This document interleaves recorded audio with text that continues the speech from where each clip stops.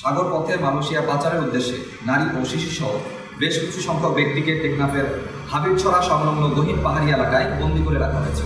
গোয়েন্দা সূত্রে ও পূর্ববর্তী সময়ে আটককৃত পাচারকারীদের দেওয়া তথ্য মতে জানা যায়, সাগর পথে মালয়েশিয়া পাচারের উদ্দেশ্যে নারী ও শিশুসহ বেশ কিছু সংখ্যক ব্যক্তিকে টেকনাফের হাবিবছড়া সংলগ্ন গহীন পাহাড়ি এলাকায় বন্দী করে রাখা হয়েছে।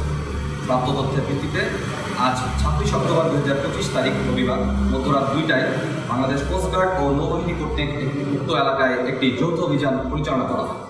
অভিযান চলাকালে আভিযানিক দল পাচারকারীদের গোপন আস্তানা হতে বন্দী থাকা 4 জন নারী ও 1 জন শিশুসহ মোট 5 জন ভুক্তভোগীকে উদ্ধার করে।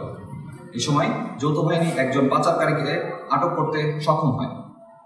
উদ্ধারকারীদের জিজ্ঞাসাবাদে জানা যায়, কয়েকটি সংঘবদ্ধ পাচারকারী চক্র বিদেশের উন্নত জীবনযাপনের স্বপ্ন, উচ্চ বেতনের চাকরি এবং অল্প খরচে বিদেশ যাত্রার প্রলোভন দেখিয়ে টেকনাফ সহ দেশের বিভিন্ন এলাকা থেকে বাংলাদেশি ও রোহিঙ্গা নাগরিকদের মালয়েশিয়ায় গমনে উদ্বুদ্ধ করে টেকনাফের গহীন পাহাড়ে গোপন আস্তানায় জিম্মি করে রেখেছিল।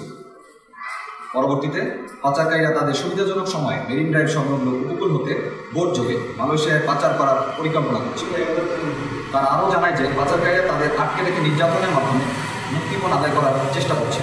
উদ্ধারকৃত ব্যক্তি ও অপহরণকারীর পরবর্তী আইনানুগ ব্যবস্থা গ্রহণের কার্যক্রম প্রক্রিয়াধীন রয়েছে। মানব পাচার রোধে বাংলাদেশ কোস্টগার্ড ভবিষ্যতেও এ ধরনের অভিযান অব্যাহত রাখবে।